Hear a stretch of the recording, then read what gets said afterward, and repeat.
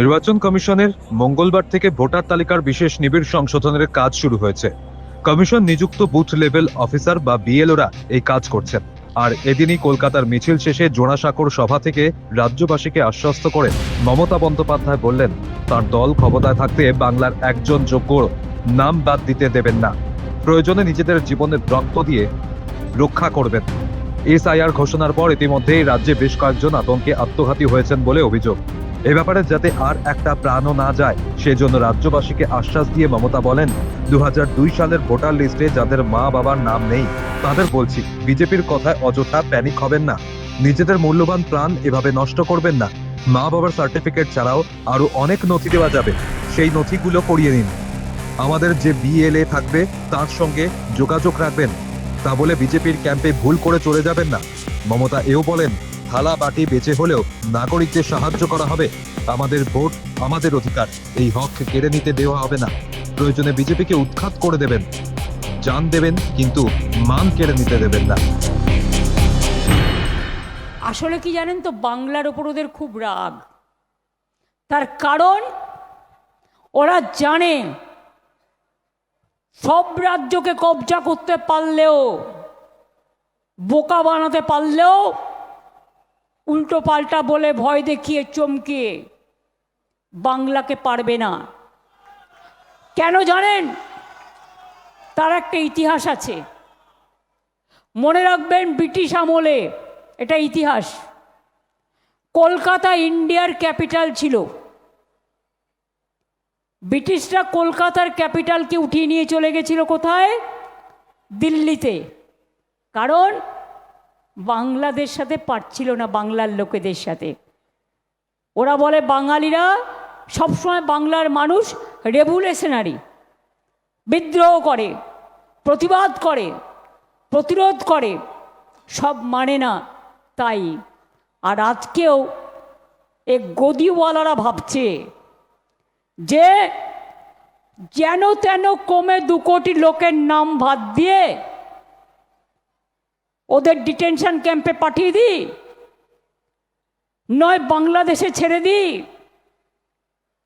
আর নয় ওদের দেশ থেকে তাড়িয়ে দিই, দিয়ে কোনো রকম ক্ষমতা দখল করি।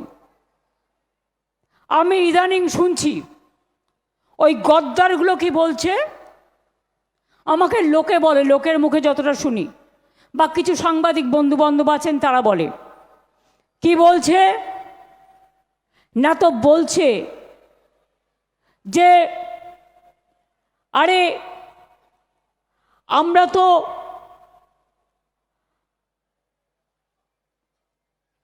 জোর করে, গায়ের জোরে যদি 2 কোটি ভোট কাটতে না পারি তাহলে তো আমরা জিততে পারবো না। এবার বলছে কি অঙ্কটা, লোকসভায় তৃণমূল কংগ্রেস পেয়েছে 40%, ওনারা নাকি পেয়েছেন 39%। যতদূর আমার মনে পড়ছে, মন থেকে বলছি, ক্রস চেক করতে পারিনি, করে নেব পরে। 2004-এ আমি তৃণমূল কংগ্রেসের প্রার্থী হিসেবে 39% ভোট পেয়ে একা জিতেছিলাম বাংলায়, আর কেউ জেতেনি। তো আপনারা যদি মনে করেন 39% পেয়ে আপনি 294টা সিট জিতবেন, 2%, 3% ভোট কেটে দিয়ে মূর্খের স্বর্গে বাস করছেন। যারা আপনাকে ভোট দিত তারা আমাদের ভোট দেবে, কারণ এটা তাদের অস্তিত্বের ঠিকানা। ইসকো ঠিকানা চাইয়ে, ইসকো সিটিজেনশিপ চাইয়ে। আজকে আমাকে স্বাধীনতার এতদিন পরে আজকে পরীক্ষা করে দিতে হবে যে আমি ভারতীয় নাগরিক কিনা।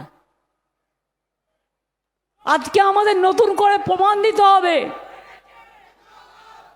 যে we are Indian citizen or not. এতদিন পর প্রমাণ দিতে হবে।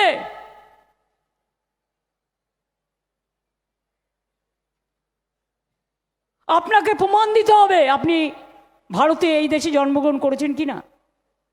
আপনাকে প্রমাণ দিতে হবে আপনি এদেশের ভোটার ছিলেন কিনা। আপনাকে প্রমাণ দিতে হবে আপনার বাবা মার সার্টিফিকেট নিয়ে আসতে হবে। আরে ওরা তো ফেক সার্টিফিকেট বানিয়ে নেয়। আপনারা কি পারবেন সবাই? আর ফেক সার্টিফিকেটের কোনো ভ্যালু নেই, এটা মাথায় রাখবেন। মুখে যা ইচ্ছে তাই বলে যায়।